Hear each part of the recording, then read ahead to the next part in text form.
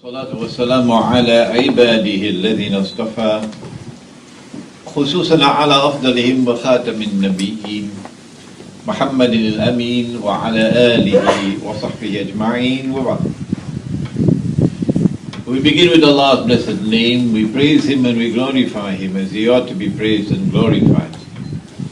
And we pray for peace and for blessings on all His noble messengers, and in particular on the last day, the last of them all, the blessed Prophet Muhammad sallallahu alayhi wa sallam. In His kindness He gave us glorious sunshine yesterday, beautiful sunshine yesterday, and cool weather. And now today we have a cloudy day. We thank Him for it as well. There are those who look at the dunya today. And the dunya is not the sunshine and the clouds and the rain. The dunya is the world. And they say that this is the best world there's ever been. It's never been better.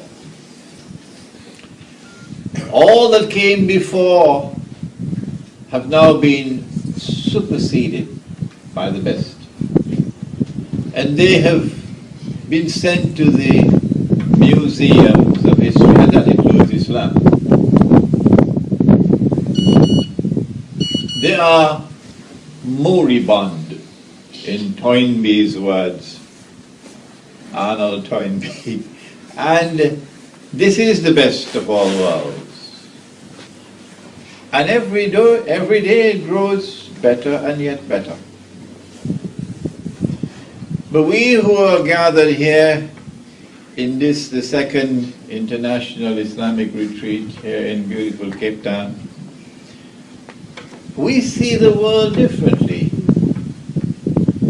Because we try to see with two eyes, while they see with one. And when we see with two eyes, we say, no, this is the worst world there's ever been. This is the world which has turned away from Allah. This is a world which is defying the one who created us all. This is a world which has taken every single law that He has set and broken it. This is a world which is just waiting to be destroyed. This is the worst world ever. That's their view, that's ours. Because they see with one eye, and we see with two, and that was last night's lecture. Islamic spirituality and the changing world and the end times. Who is the mastermind of this controlled demolition job that around the world society is collapsing? How is he doing it? For surely it is collapsing around the world. And Ambassador Adlan Rose, who has traveled as an ambassador to so many parts of the world and is seeing their eyes from his perspective as a diplomat, has come to tell us about it. And this morning we go to the Quran, so the Quran might explain the strange world that is being corrupted, that is being dismantled, that is being destroyed. We go to the Quran, that the Quran might explain the universal, listen to the word, the universal facade, which has embraced the whole world. It could not have been by accident. No. We want an answer. The companions were sitting talking amongst themselves when the Prophet ﷺ came and asked, what are you talking about? And they said, we're talking about the signs of the last day. And then he answered the hadith in Sahih Bukhari, it is in Sahih Muslim, Muttafaqun alayh. He said the last day would not come until, and he mentioned 10 signs. If you don't know those 10, we're going to ship you back home. They're known as the 10 major signs. And as a consequence, the others are known as the minor signs, but I don't see anything minor about them. And they're not given to us in the chronological sequence in which they will occur. Which one comes first and which one comes second and which one comes third. What are they? Number one, Dajjal, the false Messiah. Number two, Gog and Magog, Ya'juj and Ma'juj. Number three, the return of the son of Mary. Number four, Dukhan, smoke, clouds up there. Number five, Dabbatul Ard, beast or a creature of the Ard, which is earth, which is also land. Number six, that the sun would rise from the west. Cape Town, from which direction does it rise? Number 7, 8, and 9.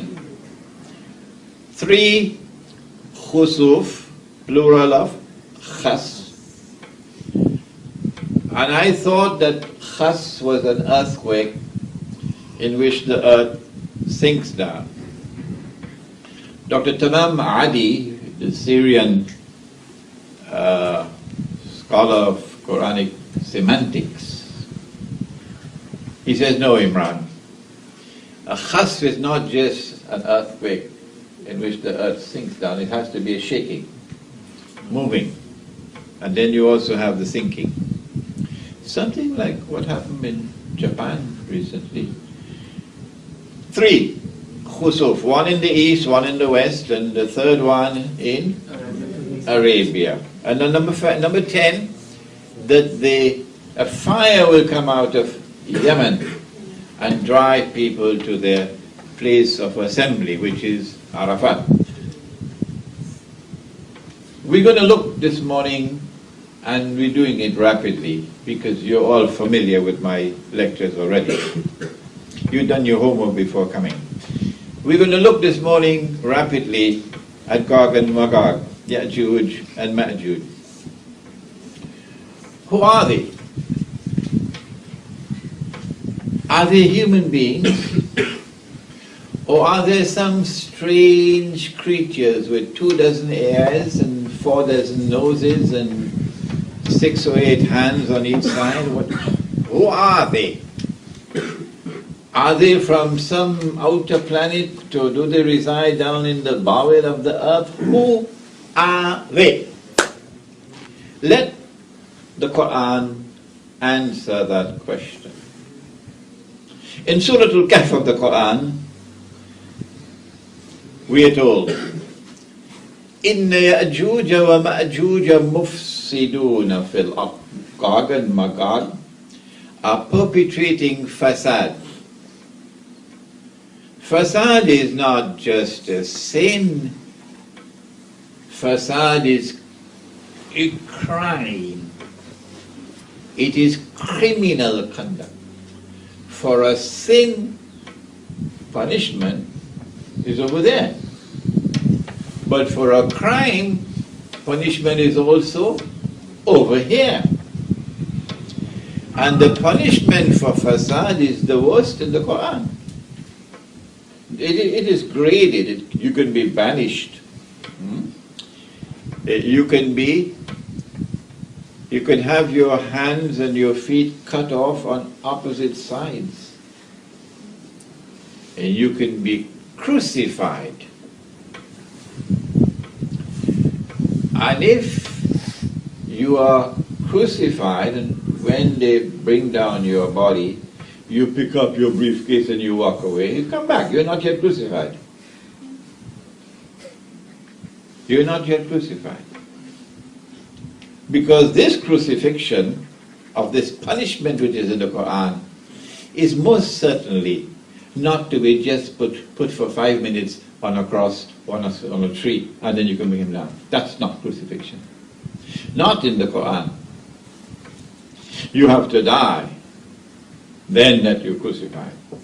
In the Quran. Outside of the Quran, there are many strange things, I know. But this is the Quran.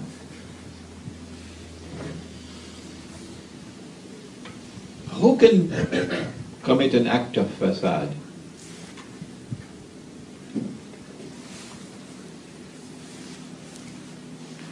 Who are Gog and Magog? Can't be an angel. Why? Because angels have no free will. They cannot disobey. They commit no sin. So Gog and Magog cannot be angels. Other than angels, who else have been created by Allah? Only jinn and human beings. And so Gog and Magog can either be angels or jinn or human beings. If not, they probably are creatures of whom we have no knowledge, because Allah makes no mention of them.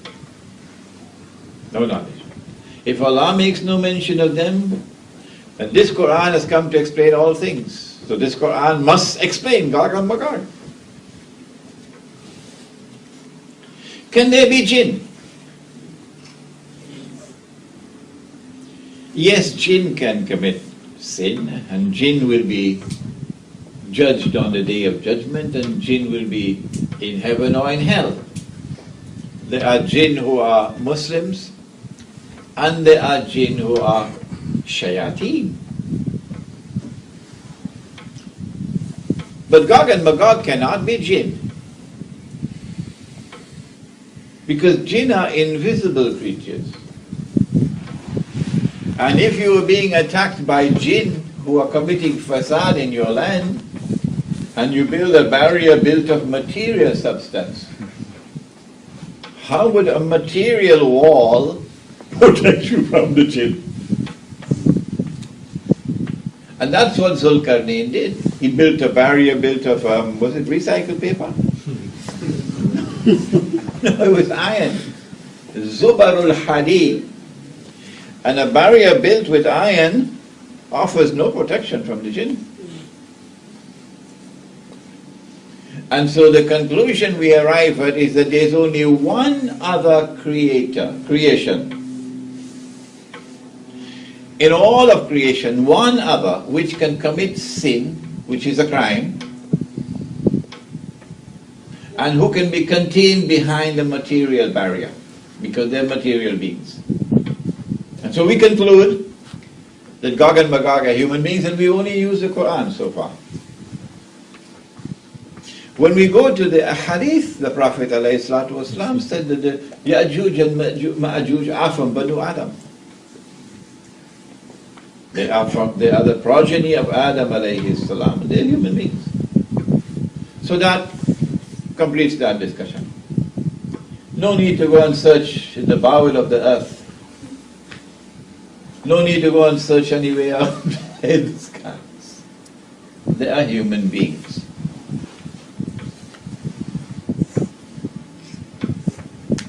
The rabbis in Medina were asked, how can we tell whether he is indeed a prophet of Allah? Sallallahu alayhi wa sallam.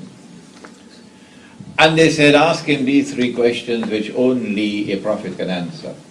And one of the questions was, ask him about the great traveler who traveled to the two ends of the earth. The Quran answered the question and gave the information about the journey to one side and the journey to the second side. But that was not the target of the question.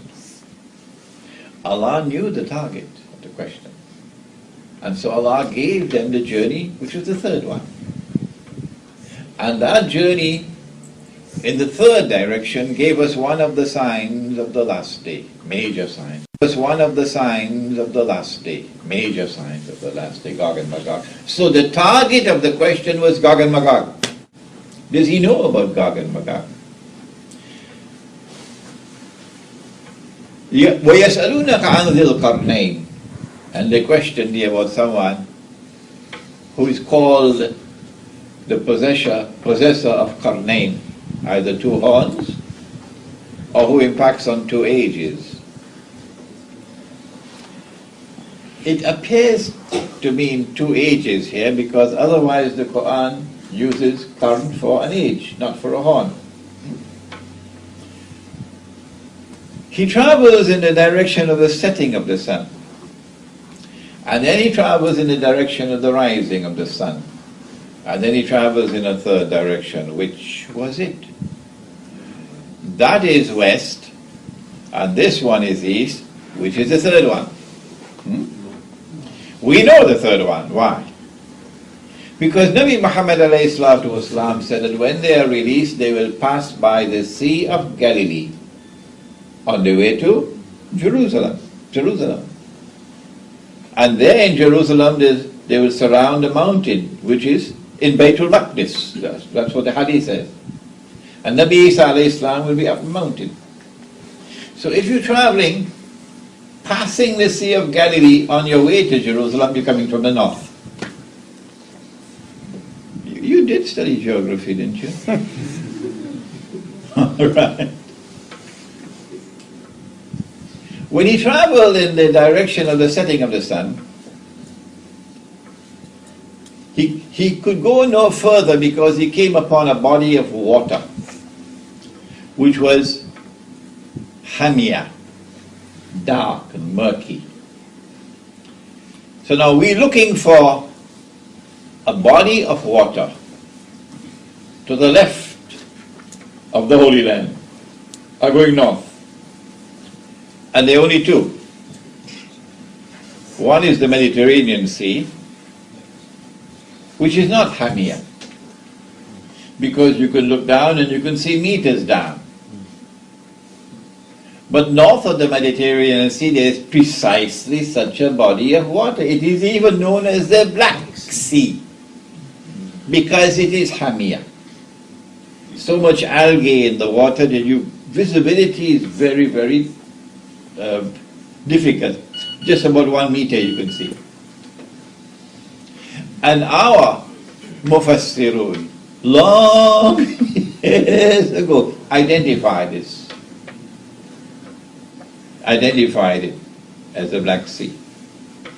You find it in Tafsir ibn Kathir.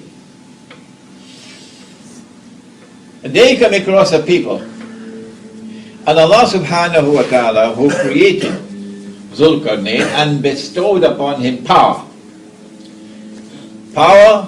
to pursue any objective he chooses to pursue. He is a superpower. But he has faith in Allah.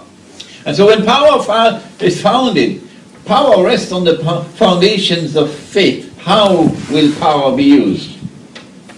The Quran now gives a beautiful explanation.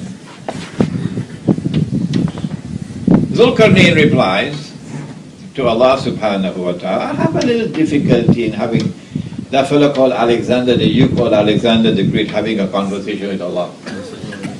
I have a little difficulty with that.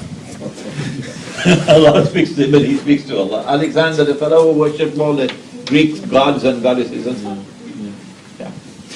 So, Zulkarnain replies to Allah and he says, those who commit acts of dhulm, who are unjust, who oppress, who are wicked in their conduct, I'm going to punish them.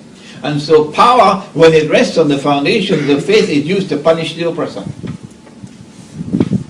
And when they return to you, you will also punish them.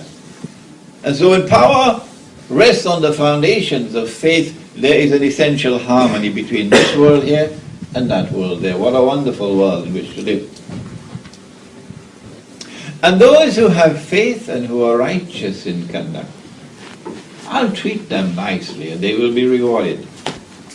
So when power rests on the foundations of faith, power is used to support and to protect those who have faith and who are righteous in conduct. The Quran is teaching a lesson. And then he travels in the direction of the rising of the sun. So if you move east, from the Black Sea, how far can you go? As you move east from the Black Sea, you're going to come upon another sea, beyond which you can't go. What's the name of that sea? The Caspian Sea. You're lucky I don't have time to ask you questions. The Caspian Sea. And there he came across the people, and now we see the very few words, agonizingly few in the Quran.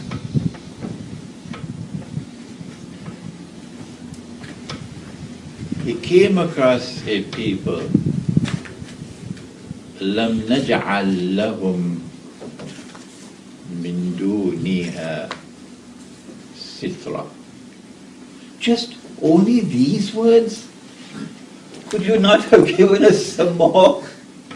لم نجعل لهم من دونها سترا.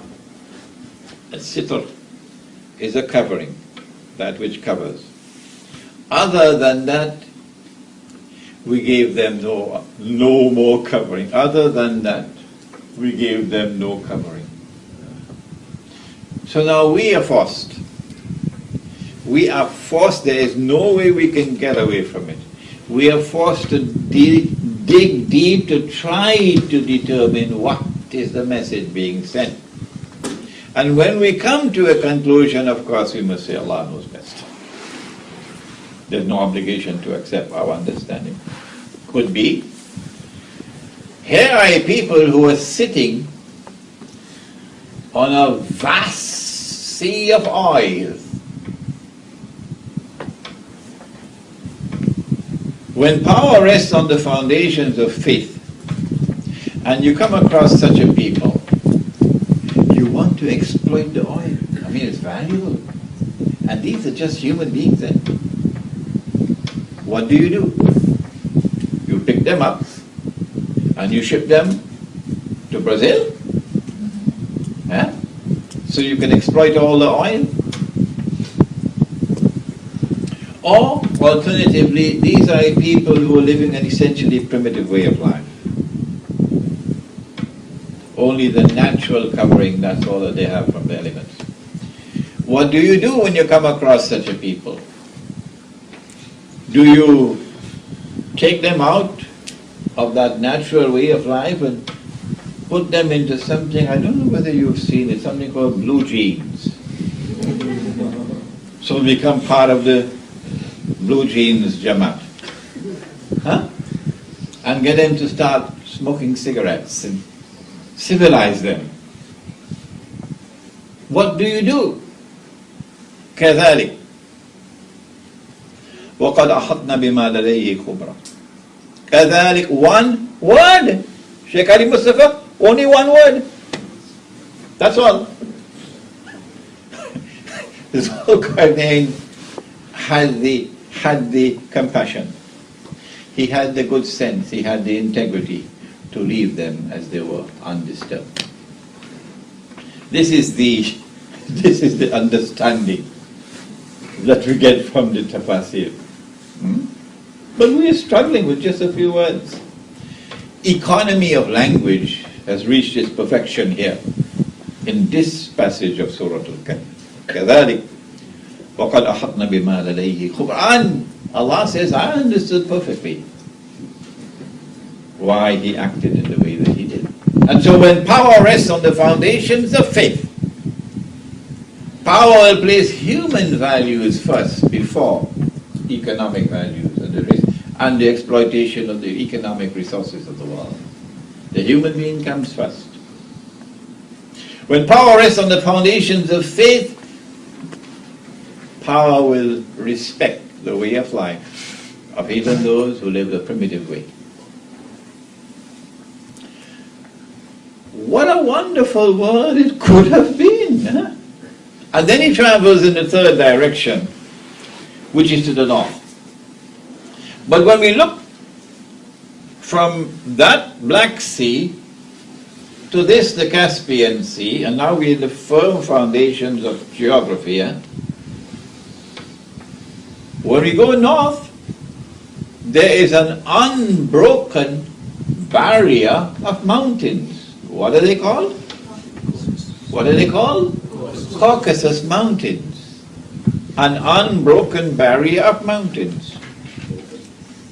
But this unbroken barrier of mountains has a little pass in between them. A solitary pass, where you can pass through from the north to go down to the south. And there he comes across a people, it's a very important clue now, لَا يَكَادُونَ يَفْقَهُونَ قَوْلًا. Their language could not be understood, indicating that this is a language which is unique, unrelated to the regional languages. An important clue. The Georgian language fits the bill perfectly. The Georgian language is right there in that region by the Caucasus Mountains. And the Georgian language is unconnected with all the regional languages. See how we're moving forward? They say to Zulkarnain, Inna Ya'juj wa Ma'juj mufsiduna fil ard. Gog and Magog are perpetrating fasad in our land. Can you help us? Can you build a barrier for us? We're prepared to pay you to protect us from them. One would have expected Zulkarnain to say, I don't need to build any barrier. I'll just move in there and teach them the lesson of their life. They'll be scared to even put their finger on you after I'm finished with them. But he didn't say that. And so now we have a profile of Gog and Magog coming out of the Quran. We have not gone to the Hadith as yet. That he is the superpower, and yet he does not, as the superpower of the world, he does not have the power to be able to go into them and teach them a lesson. They have a power greater than his. And all that he can do with Allah's help is to build a barrier. He says, I don't need your money. What Allah has given to me is good. Just help me with manpower. Bring me blocks of iron. So it has to be a region with iron ore deposits. That is the Caucasus Mountain around there. And after he had cut the iron blocks and put them on the mountain pass, the Quran describes فَلَمَّا سَاوَ بَيْنَ السَّدَفَيْنِ. Sadafain. Not by accident. Eh? The clues are coming one after the other, so fast they're coming. If you take a shell and you open it, you get Sadafain. This side and that side joined at the bottom. Like this. So Zulkarnain is describing to us the shape of the pass, Sadafain, like the sides of an open shell that are joined at the bottom. That is up to this day you can go and see the same shape is there. It's called the Dariel Gorge. We are on very firm geographical foundations there. Very firm. So he builds a barrier with blocks of iron. We don't have to go and search for the barrier in Singapore. No! That's where it is. And after he hit the barrier,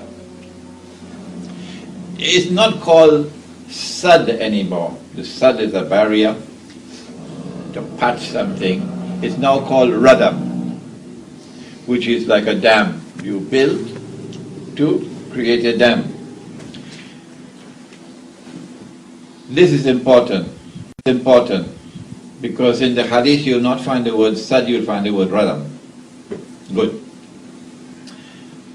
After he built it, he said, now blow with your bellows.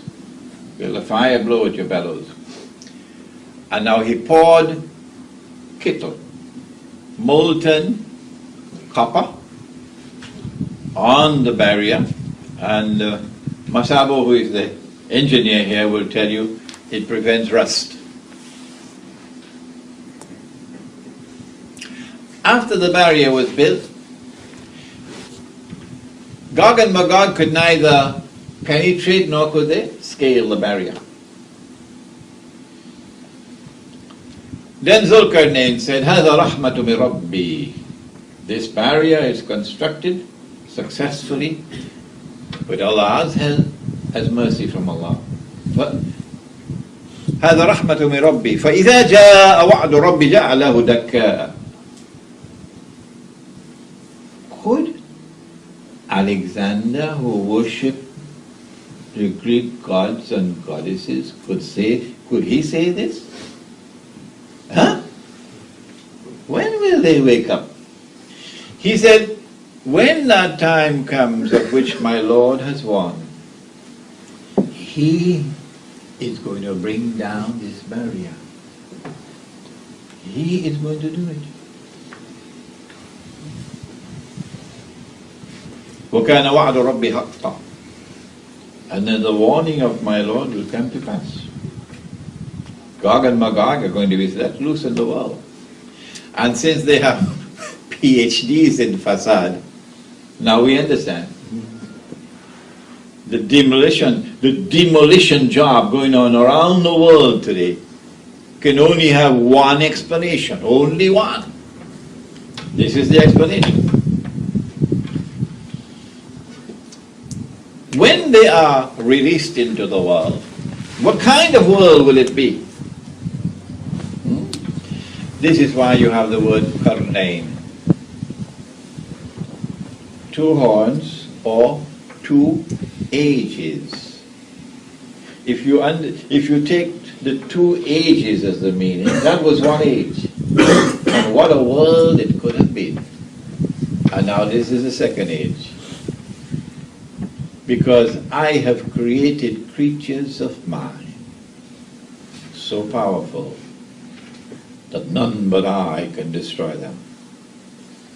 This is Hadith al-Qudsi, direct speech of Allah subhanahu wa ta'ala in Sahih Muslim. And so power in the world now, power which cannot be challenged, no, will now be released, and this power will rest on foundations which have to be godless to be agents of facade. Because godly people, righteous people don't act in that way. And so power will now be used in a manner which is opposite from that first stage. In that first stage, power rested on the foundations of faith, and power was used to punish the oppressor. Remember? And now power will be used, power which rests on foundations which are godless, power will be used to oppress. Are you beginning to understand the world in which we live today? That one is a power you can trust because it is on foundations of godliness. And anyone who has the truth in his heart must have the truth on his lips. So you can trust him. But now this one, there are three categories of lies. Did you know about it? There are lies, and then there are great lies, and then there is 9/11.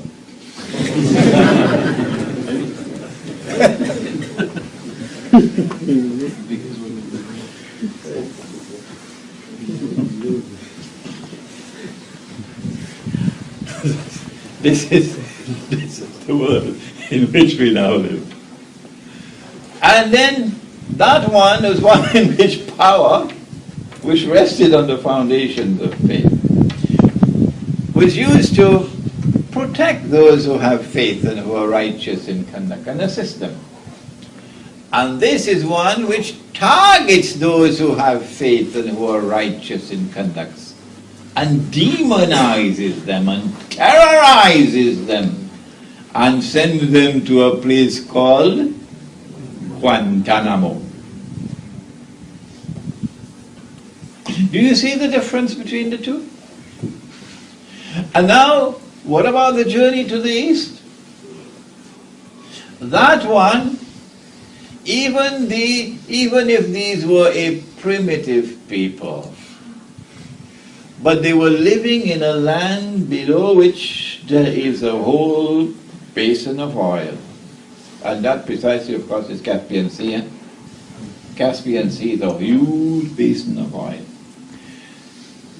With Zulkarnain, he left them undisturbed because the human person was more valuable than the oil. But the new world of Gog and Magog says no. Human beings are like cockroaches. You don't have to bother of them. And this new world is essentially racist. Racist to the core. And they're not like us. So they are dispensable. The oil is what we want. And we go after the oil without regard for human rights. Or there are people who are living a primitive way of life. So they only take from the earth enough for their daily sustenance. And they show reverence for rivers. And they would be horrified, absolutely horrified, to find a people taking all the sewage from a town and pumping it into a river. Are these human beings? Or are they some satanic force? This is how that primitive man would respond. And now these people come who are agents of facade and say, we will not allow you to live that way. And so they take them out of the setting in which they are living, the primitive way of life, and bring them into what I call the blue jeans Jamaat. And so we have two ages. We have that age and we have this age. And you can now understand the world in which you live, and you can now look back to see the world that you could have lived in. This is the Quran addressing mankind. If only we'll take a little time to go to the Quran.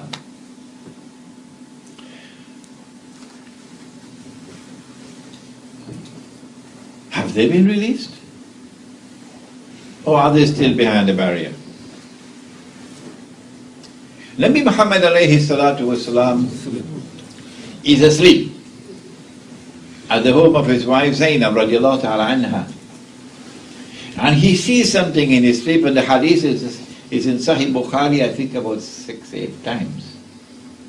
Different versions. He sees something in his sleep which is terrible, terrible, terrible, terrible. And he wakes up from his sleep, it's a vision, and his face is flushed red. What did he see? And he says to her, وَيْلٌ لِلْعَرَبِ مِنْ شَرٍ قَدْ اقْتَرَبَ. Woe unto the Arabs because of a great evil which has now been released. Now it's close upon them. And then he raised his hand like this, and he said, today a hole has been made in the radam. That's the word used, radam, that Zulkarnain built, because they had asked for a sad, and he built a radam. So Nabi Muhammad alayhi salatu wasalam uses the word radam. Today a hole has been built, indicating that the release of Gog and Magog, which can only take place when Allah chooses. فَإِذَا جَاءَ وَعْدُ رَبِّ جَعَلَهُ دَكَّاءَ. The race has now commenced, so the barrier is going down. She then asked, Anuhlika, will we be destroyed? And there are righteous people living amongst us? He said, Na'am. We meaning the Arabs, eh? Because he said, Waylul lil Arab. Will we be destroyed when there are righteous people living amongst us? He said, Na'am. إِذَا كَثُرَ الْخَبَثِ. When khabath, nastiness, immorality, what today can be called moral garbage, when it prevails, at that time, the destruction of the Arabs will take place. We are now living on the very brink of the destruction of the Arabs. On the very brink of it. It's a terrible time coming ahead of us. And so from the hadith in Sahih Bukhari, it is as plain as daylight. And from our examination of the world around us, it is as plain as daylight that Allah brought down that barrier long years ago. That Gog and Magog, who are human beings. So you can't recognize them by looking at them. You have to recognize them by their conduct, or you could use the word footprints, no? By their conduct. That's how you recognize them. They've been released long ago. But if you say they have not been released, then I have the right to ask, where is the barrier? You don't even need to travel to the Caucasus Mountains. There's something called the internet now. You may have heard of it. And something called Google Earth. And you could just, Imam, you could just type, and the Caucasus Mountains right there on the screen. And you could move around, you get the Dariel Gorge. And when you look, it's a big military highway now from Russia coming down south. Barrier is not there anymore. If you say that you cannot have your cake and eat it at the same time, if you say that Gog and Magog have not been released, the barrier is still there, which is the majority opinion, unfortunately. And I show no disrespect for my brothers, the learned scholars of Islam. That's not my style. I made a mistake once in Perth. I said, they're eating halwa. And then Perth scolded me, and I have not done it again. If you say that the barrier is still there, that they have not been released, and I explain to you why they say that, then we have the right to respectfully ask them, where is the barrier? And why are you not making an effort to go and search for such a historic construction which is in the Quran? If it is still standing there, how can you eat biryani for dinner and go to sleep? Huh? Why are we in this situation? I have been lecturing on the subject of Gog and Magog for more than 15 years now. When I started in New York, people looked at me and asked whether this man has come from Mars or Venus. You couldn't believe what it was like 15 years ago. Really. Because nobody was speaking on this subject. Nobody. And I am in the United States of America. And you got the whole world of Islam in New York, you know. Everybody there. Every single Muslim community of the world is present in New York. And here comes this curious fellow called Imran, talking about Gog and Magog. We never heard about it before.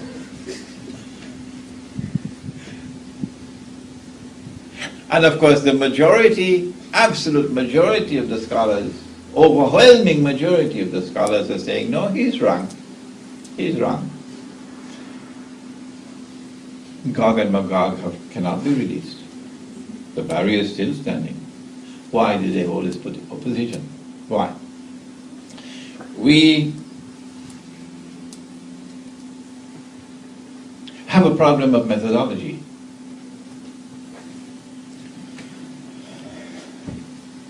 At the very beginning of the Quran, Allah teaches a lesson.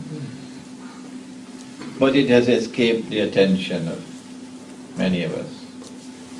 He says that he ordered the angels to bow down to Adam alayhi salam. فَسَجَدُوا إِلَّا Iblis. This sentence is not constructed by accident. No. And Allah subhanahu wa ta'ala is not deficient in the use of language. No. There is a reason why this sentence is constructed like this. He ordered the angels to bow, to prostrate. And they all prostrated. In other parts of the Quran, Jamia, they all prostrated. Illa Iblis. If you take a verse of the Quran in isolation, or you take a hadith in isolation, the Americans call it standalone, you'll have to come to the conclusion, inescapably, that Iblis is an angel. Can't get away from that.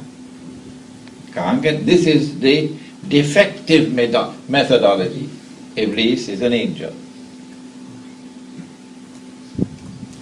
In fact, in my early years as a student, when I was green, I remained green for a long time, I was also battling with it. But it has to be an angel. And then I went dabbling into Christian teaching. They talk about a fallen angel. Oh, he fell down.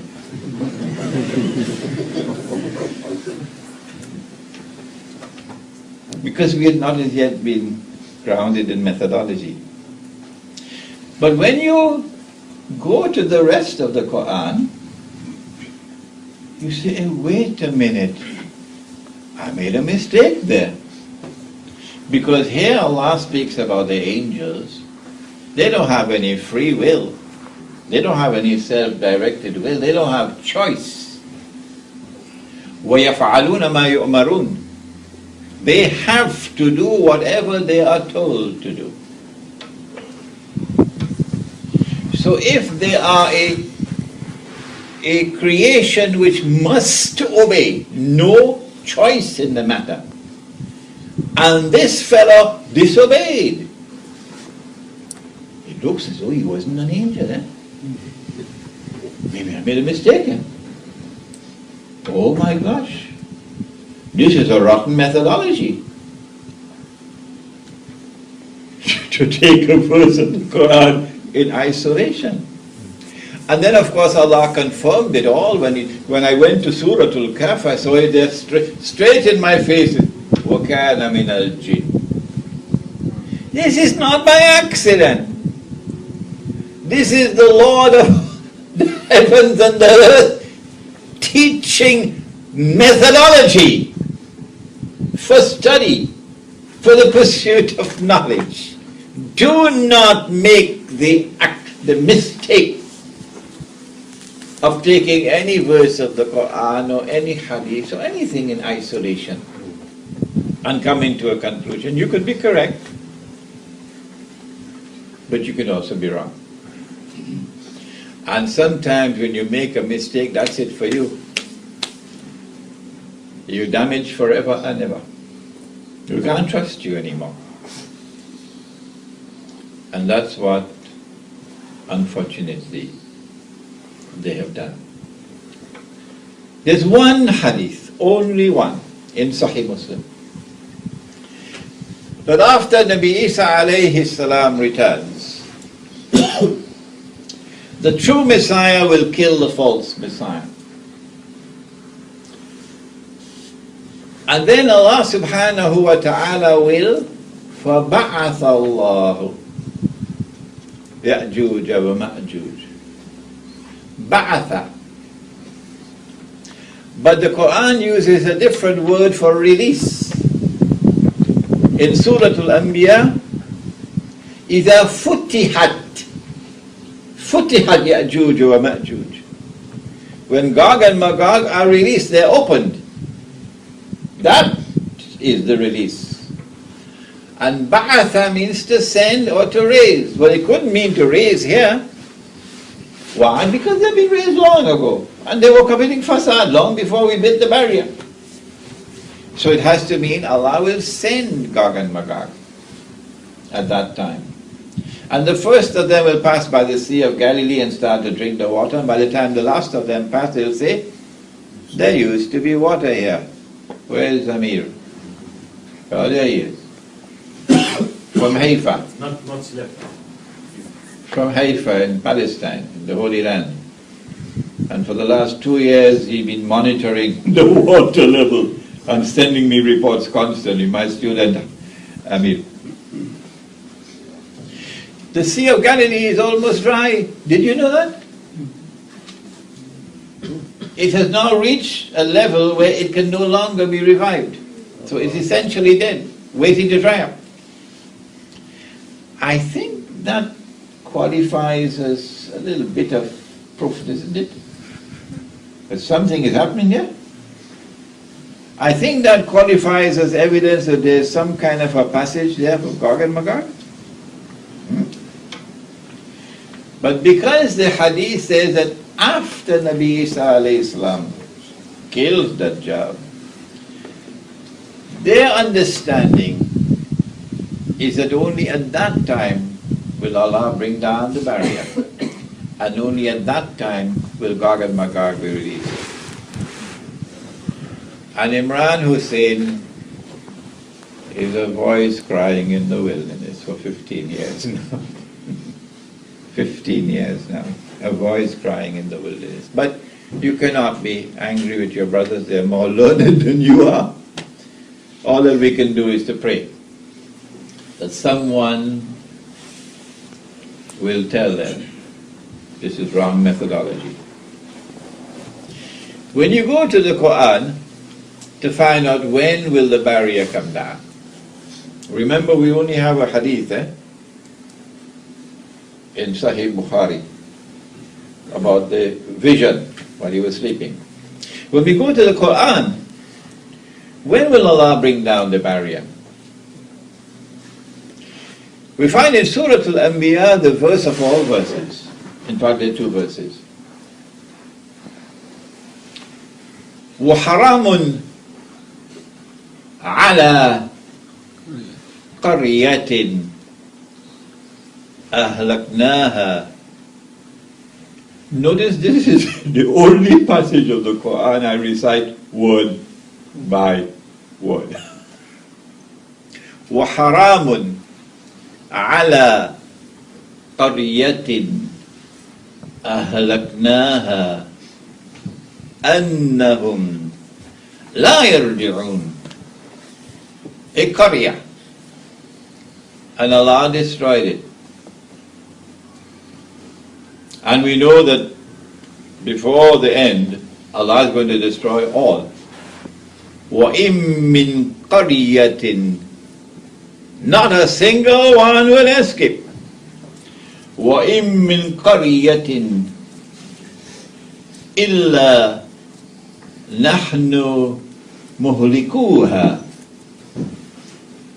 قبل يوم القيامة أو معذبوها عذابا شديدا وكان ذلك في الكتاب مسطورا. سورة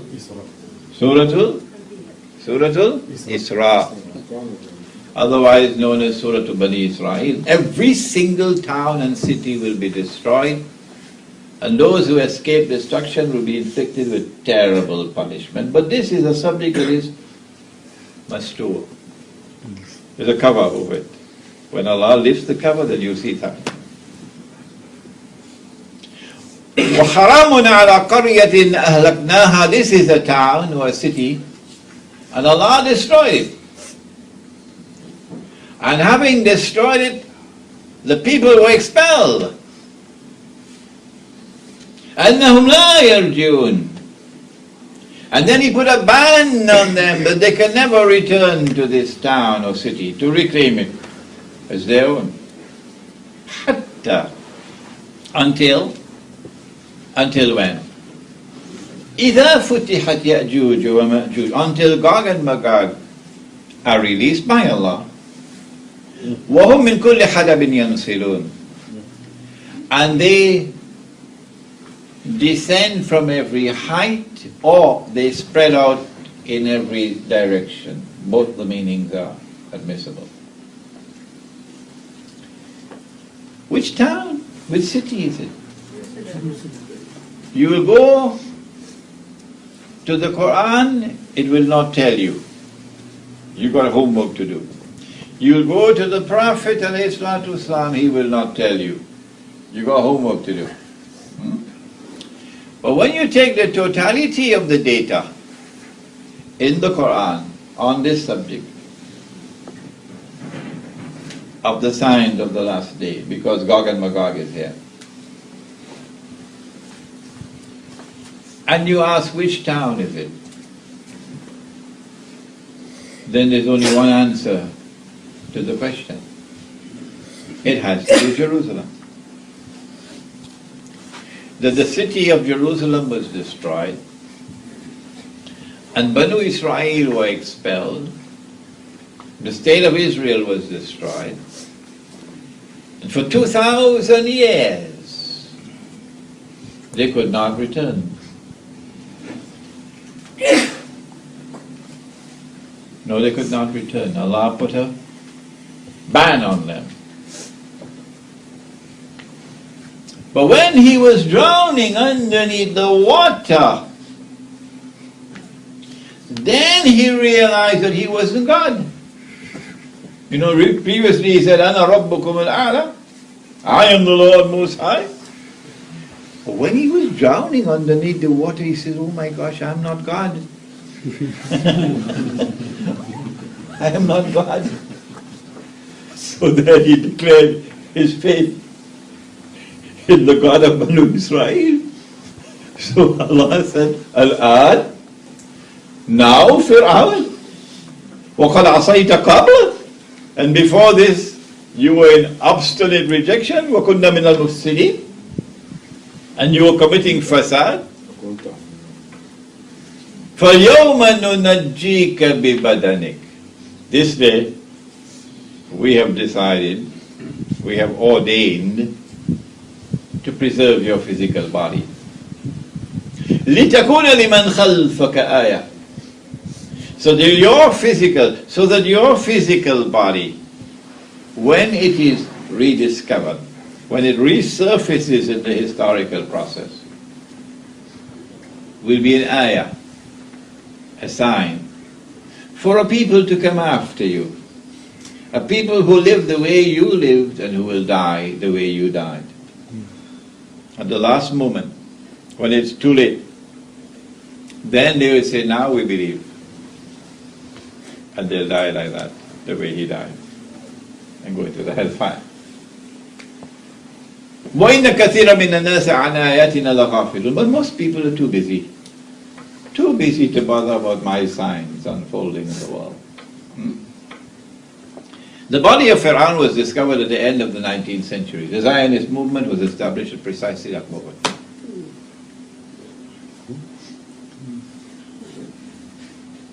And so now the people of the town are going to be brought back. فَإِذَا جَاءَ وَعْدُ الْآخِرَةِ جِئْنَا بِكُمْ لَفِيفًا. And there's a divine hand in this. It's not acting by accident. And so they come back after 2,000 years. Who is bringing them back? If you can see who are bringing them back, you can identify Gog and Magog. Yeah.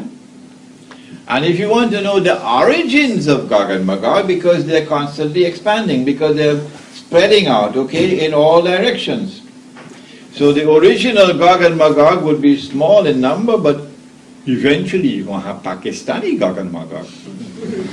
You're going to have Japanese Gog and Magog. You're going to have Chinese Gog and Magog, okay? But the original Gog and Magog are the ones where the center of power is located. This is only the periphery. Islamabad is the periphery. Here is the center. Where is the center? We say that it is Gog and Magog who attack Christian European civilization, which was Christendom, and transformed it into godless modern Western civilization. We say this is the civilization of Gog and Magog. And it is this civilization which now possesses a power which cannot be rivaled. It is this civilization which uses military power to attack, as Ambassador Adlan Rose was speaking about, the period of military conquest of the rest of the world, and then the colonization of the rest of the world, and then the decolonization. They're the ones who brought back Banu Israel to the town to reclaim it as their own. And so there is Gog and Magog. But originally, you have to look at the Caucasus Mountains. And when we do that, we find that it is the Khazar, K-H-A-Z-A-R, who converted to Judaism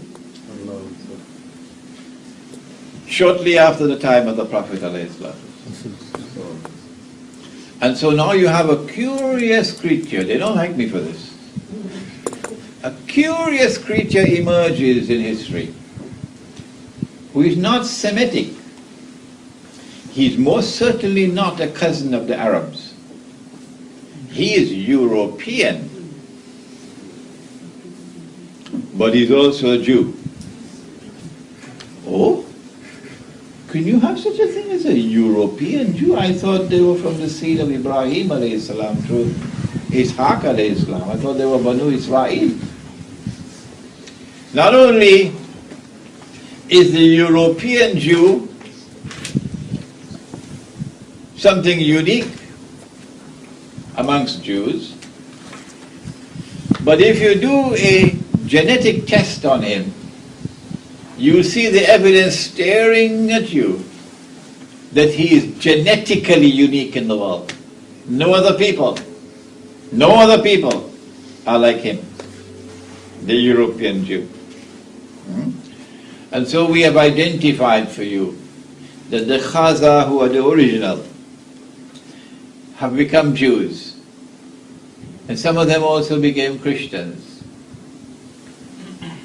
And I believe some of them also became Muslims. So let me speak softly. The end of it all is that they're going to have a grand, mighty clash between Gog and Magog. And Allah speaks of it. وَتَرَكْنَا بَعْضَهُمْ يَوْمَئِذٍ يَمُوجُ فِي بَعْضٍ. يَمُوجُ فِي بَعْضٍ. Like waves crashing against each other. It can also mean merging with each other, which explains globalization around the world today, one global society. But the other meaning is the one I want to concentrate on now. The clash that will take place. You have my book somewhere around there, An Islamic View of Gog and Magog in the Modern World. There is this mighty clash that is going to take place. I don't want to spoil your tea, but when we examine to identify them today, there is no question but Magog is Russia and the alliance with Russia. And therefore Gog will have to be the Anglo-American-Israeli alliance. And when they clash, it's not going to be with bows and arrows, or not. It's going to be nuclear weapons and not thermonuclear weapons, and only those can produce dukhan.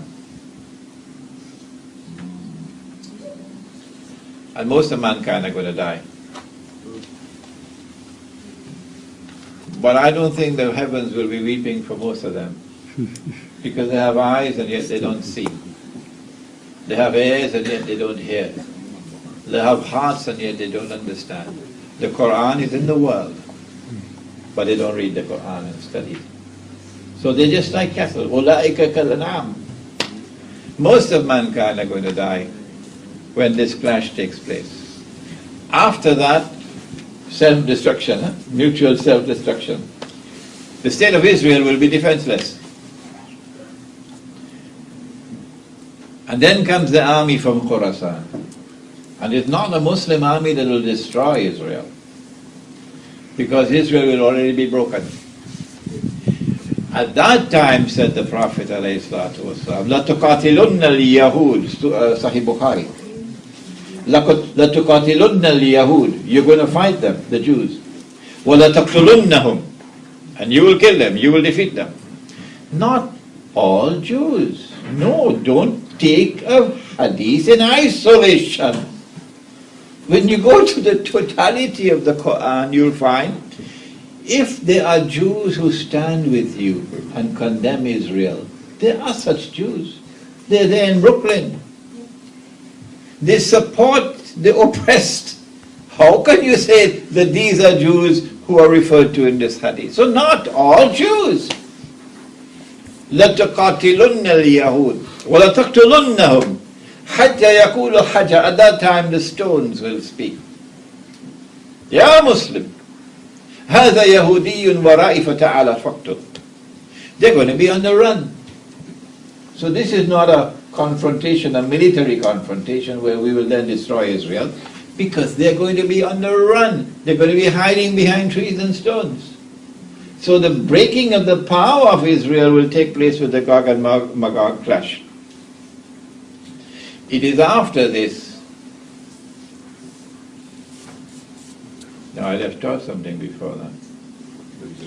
After Dajjal is killed, which is our next lecture, then Gog and Magog, the clash will take place. They will surround Nabi Isa alayhi salam in Bayt al-Maqdis. Let's say we've killed all those who are on earth, now let's kill all those who are in the heavens above. So they're going to be military warfare above. Space. It's called Star Wars. Yes. And then Nabi Isa alayhi salam will pray to Allah. And he will destroy Gog and Magog. And something will attack them at the back of the neck, the top of the spine. And we have some medical doctors here, so you got homework to do now. And they fall down paralyzed. Could be that the immune system